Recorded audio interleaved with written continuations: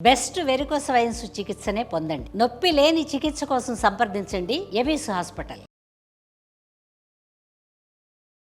నమస్తే రమ్మగారు. నమస్తే జయ. రమ్మగారు, విక్రమ బేతాళ కథలు ఒకటి చెప్పుకుందామండి. చెప్తాం.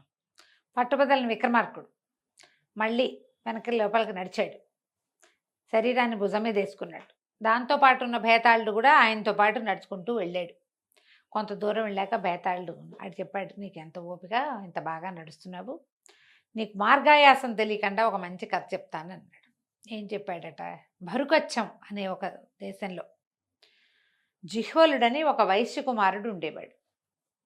చాలా గొప్ప వ్యాపారుల కుటుంబంలో పుట్టాడు అబ్బాయి.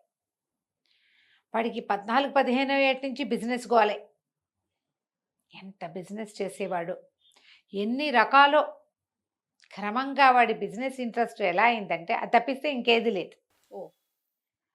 ఆ చుట్టుపక్కల వాడి వయసు పిల్లలంతా మగపిల్లలు ఆడపిల్లల వెనకాల తిరుగుతుంటే వీడు బిజినెస్ వెనకాల పరిగెత్తేవాడు. మనం అలాంటి వాళ్ళని చూస్తాం. అవునవును కదా. అప్పుడిప్పుడో పెళ్లి చేసుకుంటారు వాళ్ళు.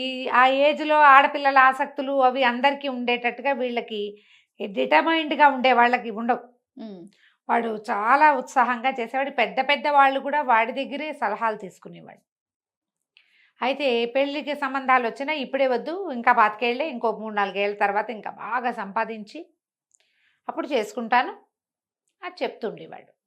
అయితే ఏమైందట, ఒకసారి జిహ్వలుడు సముద్రయానానికి బయలుదేరాడు. అప్పట్లో వ్యాపారాలు సముద్రం మీద బేసే ఉండేవి. అవును. ఏం చేసేవాళ్ళు, ఈ వెళ్ళేటప్పుడు సరుకేసుకెళ్ళేవాళ్ళు, అక్కడంతా అమ్ముకుని అక్కడి నుంచి సరుకేసుకుని తెచ్చుకునేవాళ్ళు. ఒక్కనాడు కూడా ఒక్క ప్రయాణంలో కూడా ఆ అబ్బాయి ఖాళీగా వెళ్ళింది కానీ వచ్చింది కానీ లేదు. సరే మొత్తానికి పడవ వెళ్ళారు, షిప్లో నౌకలో వెళ్ళేసరికి కొంత దూరం వెళ్ళేసరికి చాలా పెద్ద తుఫాన్ వచ్చి ఏదో ఒక పక్కకి లాక్కెళ్ళిపోయింది. ఆ తుఫాన్లో ఉండి ఉండి ఉండి వీళ్ళకి ఏమిటి, మధ్య మధ్యలో ప్లాన్ ప్రకారం వెళ్తే ద్వీపాల దగ్గర ఆగి తిండి నీళ్లు సమకూర్చుకునే వాళ్ళు. నౌకాయానంలో పద్ధతులు అవి. అదే అక్కడెక్కడో ఆగడం, మొత్తం డబ్బాలు, మంచినీళ్ళ డబ్బాలు, సారా పీపాలు అన్నీ నింపుకోవటం, ఫుడ్ కావాల్సినవన్నీ పెట్టుకోవటం, ఒక 15 రోజులు ప్రయాణం చేయటం, 15 రోజుల తర్వాత ఇంకో చోటకి చేరతాం. కొంచెం బఫరింగ్ ఉండేది, ఒక 3-4 రోజులు ఎక్స్ట్రాకి బఫరింగ్ ఉండగానే ప్లేస్కి చేరిపోయి అన్నీ మళ్ళీ పెట్టుకునేవాళ్ళు. వీళ్ళ దగ్గర బఫర్లు గిఫర్లు అన్నీ అయిపోయినాయి. అన్నీ అయిపోయి చివరికి ఏం చేయాలో తెలియని స్థితికి వచ్చాక వాళ్ళకి ఒక ద్వీపం కనపడింది. సరే, సరంగులు నావికులు ఏమన్నారు, ఇది కూడా ఏదో ద్వీపం ఉండి పచ్చగానో ఏదోగానో ఉంటుంది, ఏదైనా తిండి ఆహారం దొరుకుతుందేమో ప్రయత్నం చేయండి. తుఫాన్ తగ్గిపోయింది, కొద్దిగా దొరికినా మనకి ఇక్కడ మనం ఇంకో ప్రాంతానికి వెళ్ళేందుకు మనకు సరిపోతుంది అని చెప్పి నావికులు అందులోనే ఉండిపోయి ఇతని పరివారం, జిహ్వలుడు పరివారం మాత్రం అక్కడ దిగారు. దిగితే అది ఒక భయంకరమైన ఆటవికులు తెగ ఉండేటువంటి ద్వీపం. వాళ్ళు ఎడా పెడా బాణాలు బరిసెలు ఇంకేమిటో విసిరి కొట్టి వీళ్ళని లోపలికి రానివ్వకుండా సంహరించేశారు. ఈ గుంపు, జిహ్వలుడి గుంపు అంతా కకావికలైపోయి ప్రాణాలు అరచేతిలో పెట్టుకుని పారిపోయి జిహ్వలుడు కూడా ఓ పక్కకి ఎక్కడికో వెళ్ళిపోయాడు. అంతకుముందు 3-4 అతని వెనకాల ఉన్నారు. అతన్నే వెన్నంటి ఉన్న వాళ్ళు కూడా ఒక దశలో ఎవరు లేరు. ఎవరిదారు వాడు ప్రాణాలు దక్కించుకోవడానికి వీడి వెనకాల వెళ్ళాలని ఎక్కడ పెట్టుకుంటారు? ఏది దొరికితే, ఏ సందు దొరికితే ఆ సందులో దూరిపోదాం అనుకుంటారు. జిహ్వలుడు ఒంటరివాడైపోయాడు. చాలామంది చచ్చిపోయారు. ఒక 2 ప్రాణావశిష్టంగా నౌకని చేరుకున్నారు. వాళ్ళు కూడా ఒక పూట చూసి ఈ వచ్చిన వాళ్ళకి వైద్యం చేసుకుని ఇక్కడే ఉంటే అక్కడ ఉన్న వాళ్ళు ఇందులోకి వస్తే అంతేగా, చూసి చూసి ఎవరైనా వస్తారేమని వెయిట్ చేసి కూడా, అంటే ఈ దెబ్బలు తగిలి వచ్చిన వాళ్ళు రాగా ఇంకో 2 రోజులు ఉన్నారు, ఒక పూటన్నర అట్లా. సేఫ్ కాదని నావికులు పడవని తరలించుకుని వెళ్ళిపోయారు. జిహ్వలుడు ఈ ద్వీపంలో ఉండిపోయాడు. ఇతను పరిగెత్తి పరిగెత్తి పరిగెత్తి పరిగెత్తి పైకి ఎక్కడో ఒక గుహలాగా ఉన్న చోట పడిపోయాడు. ఆకలి దప్పులతోటి పడున్నాడు. జిహ్వలుడు 25 ఏళ్ళ వాడు. మనం ముందే చెప్పుకున్నాగా, వీడు నిత్యము వ్యాపారము అవి అంటే ఏంటి, పొద్దున్నే లేవటం, టైం ప్రకారం దుకాణాలకు వెళ్ళటం అవన్నీ అలవాటు ఉన్నవాడు. దానికోసం ఎర్లీ మార్నింగ్ లేచి ఎక్సర్సైజ్ చేసి చక్కగా పిల్లాడు దృఢంగా దార్ఢ్యంగా ఉన్నాడు మనిషి. ఈ పడిపోయి ఉన్నవాడు 2 రోజుల తర్వాత వాడికి మెలకు వచ్చింది. ఎవరో ఒక పిల్ల అక్కడ కూర్చుంది, ఒక 17-16 ఏళ్ల పిల్ల, చక్కగా ఉంది. ఆదివాసీ పిల్ల. అదే అక్కడున్న ఒక ఆటవిక జాతి వాళ్ళు ఉన్నారు కదా, ఆటవిక జాతి పిల్ల, ఆదివాసీ అనకూడదు, అదే ఆటవిక పిల్లే. ఆ పిల్లకి మామూలుగా వాళ్ళు ఏంటంటే కంటికి నచ్చిన వాడిని ఎన్నుకుని కాపురం చేసే పద్ధతి ఉన్నవాళ్ళు. వీడు బాగున్నాడు, నేవళంగా నాగరికంగా ఉన్నాడు. ఆ పిల్ల మంచినీళ్ళు తెచ్చిచ్చింది. అక్కడి నుంచి ఇతన్ని లేవదీసి, ఇతను ఇది ఒక మూలగా ఉన్న ఒక దాంట్లో దాక్కున్నాడు కదా, ఎవ్వరు ఆదివాసీలు ఈ ఆటవికులు ఎవరు రాని చోట్ల ఉన్నటువంటి ఒక కోనేరు దగ్గరికి తీసుకుపోయింది. వాడు అక్కడ మంచినీళ్ళు తాగి స్నానం చేసి ఆ పిల్ల తెచ్చిన పళ్ళు తిని అదేదో తేనె తెస్తే అది కాస్త పుచ్చుకొని భయంగానే చేసాడు. ఆ అమ్మాయి మళ్ళీ అతన్ని గుహలోకి తెచ్చి వదిలిపెట్టింది. రోజు వచ్చేది. ఆ నిష్కల్మషంగా ఉన్న ఆ పిల్లతో ప్రేమలో పడ్డాడు జిహ్వలుడు. ఇద్దరు రోజంతా కలిసి ఉండేవాళ్ళు, కలిసి కాపురం చేశారు. అది కోనేట్లో ఈతలు కొట్టేవాళ్ళు. ఎంత పంచప్రాణాలుగా ఉన్నాడో ఆ పిల్లంటే. ఒక పూట అది వెళ్తే మళ్ళీ రేపు కనపడదేమోనని దిగులు వచ్చేది. ప్రేమలో ఉన్నప్పుడు అలాగే ఉంటాయి కదా. 3 మాసాల తర్వాత బాగా ఓపిక వచ్చి ధైర్యం వచ్చాక ఏమన్నాడు, నువ్వు నాతో వచ్చేయకూడదా? ఎన్నాళ్ళు ఇక్కడ నేను ఈ రకంగా ఈ పాలు పళ్ళతోటి ఈ తేనెతోటే బతికుండగలుగుతాను? నా జీవితం వేరే, నువ్వు నాతో రా, నా ప్రాణాలు రక్షించవు, నువ్వు రాణిలాగా చూసుకుంటా నేను, వెళ్దామా అంటే సరే అమ్మాయి ఏమంది. వాళ్ళిద్దరికీ ఒకళ్ళ భాష ఒకళ్ళకి రాదు. ఒకళ్ళ భాష ఒకళ్ళకి మొదట్లో రాదు.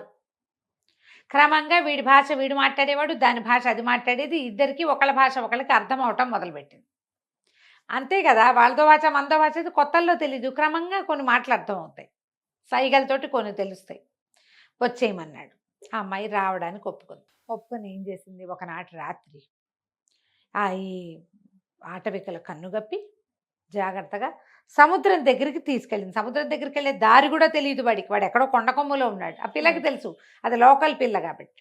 మొత్తం అంతా నడిపించి ఎవ్వరికంటా పడకుండా సముద్రం దగ్గరికి చేరేసరికి వీళ్ళ అదృష్టం బాగుండి ఒక నౌక పాస్ వై అటు నుంచి వెళ్తుంటే వీడు ఏం చేశాడు, కట్టుకున్న వస్త్రాన్ని బాగా చేసి ఒకటి వెలిగించి పొగ చేసి ఆ నౌకని పిలిచాడు ఉపాయంతో. నౌక వాళ్ళు వచ్చి చూసి ఎవరో మనిషి ఇక్కడ చిక్కడిపోయాడని ఆ మనిషిని వీడితో పాటు నవనవలాడుతున్న ఆ పిల్లని కూడా ఎక్కించుకున్నారు. పైకి ఎక్కాక అమ్మయ్య నాలాంటి మనుషుల్లోకి పడ్డాను అనుకున్నాడు జిహ్వలుడు అనుకొని వాళ్ళు ఇచ్చిన ఆహారం వేడిగా ఉన్నది. అప్పటిదాకా వాడేం తిన్నాడు, పళ్ళు పాలు దుంపలు తేనె, ఆరోగ్యంగా తయారయ్యాడు. కానీ వాడు చిన్నప్పటి నుంచి తింటున్న ఆహారం కాదు అది, అది ఊరికే సైడ్ డిష్, అదే మెయిన్ కోర్స్ కాదు కదా.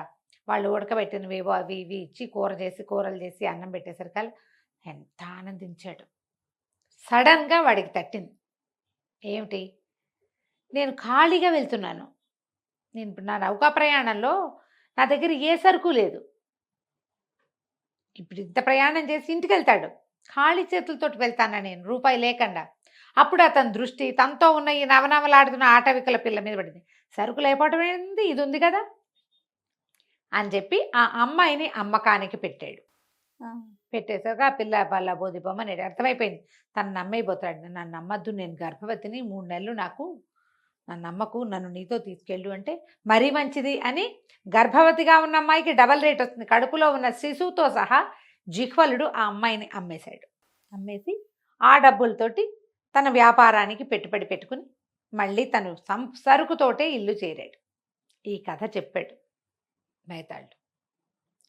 చెప్పి అడిగాడు, రాజా ఎందుకు అక్కడుండగా రాణిని చేస్తానని తీసుకొచ్చిన అమ్మాయిని బానిసగా ఎందుకు అమ్మాడు జిహ్వలుడు? ప్రేమ లేదా? ప్రేమ అంటే ఇంత మోసమా? అక్కడ ప్రేమగా ఉన్నాడు కదా, ఇక్కడ ఎందుకు లేడు? రాజుగారు చెప్పాడు, అక్కడ జిహ్వలుడికి దిక్కులేదు.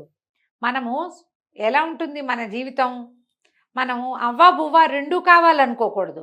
జిహ్వలుడికి ప్రేమే కావాలంటే అక్కడ ఉంటే గనక అక్కడే ఉంటే దానికోసం చావడానికి సిద్ధపడేవాడు వాడు.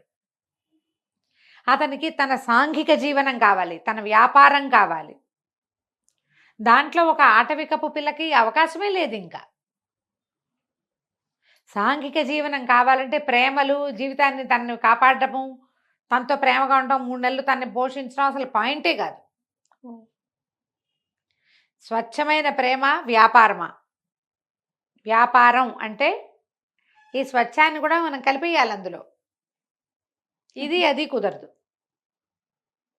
ప్రేమే, వ్యాపారం వ్యాపారమే. దీన్నే మనం ఏం చెప్పుకుంటాం, మన వాళ్ళు చెప్తారు కదా, పేకాటే తమ్ముడే. ఇవి రెండు కుదరవు. జిహ్వలుడికి స్వార్థం లేచిపోయింది. అతను సహజంగా అతను వ్యాపారస్తుడు. అక్కడ వ్యాపారస్తుడు కాదు, జీవితం కోసం పోరాడుతున్నవాడు, బతుకు కోసం పోరాడుతున్న ఒక జీవి. వాడికి దొరికిన ఆసరా ఆ పిల్ల.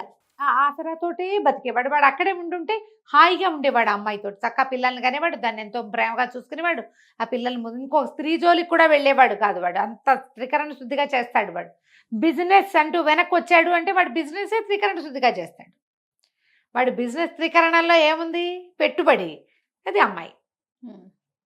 ప్రేమ మోసం కాదు, అది వేరు ఇది వేరు అని చెప్పాడు రాజు విక్రమార్కుడు. బేతాళుడు నవ్వాడు. కరెక్ట్, సరిగ్గా చెప్పావు. ఈ వ్యవహారంలో జిహ్వలుడు చేసింది వాడి రకానికి వాడికి ఓకే. ఎవరైనా ఇదే చేస్తారు. మనం పల్లెటూరి పిల్లల్ని ప్రేమించి తెచ్చుకుని సిటీలలో వాళ్ళతో ఇమడలేకుండా పోయిన కథలు ఎన్ని సినిమాల్లో చూసామో మనం. అవును, అలాంటి కథలకు మూలం ఇదే. 1958లో రాయబడిన కథ చేయ. 58లో. చూడు ఎంత బాగా చెప్పారు. ఎప్పుడైతే రాజుగారి మౌనభంగం అయిందో బేతాళుడు వెళ్ళిపోయాడు. శవంతో సహా వెళ్ళిపోయాడు. మళ్ళీ రాజుగారు లోపలికి నడవటం మొదలుపెట్టాడు. కథ కంచికి మనం ఇంటికి. రైట్ రవి గారు, నమస్తే. నమస్తే.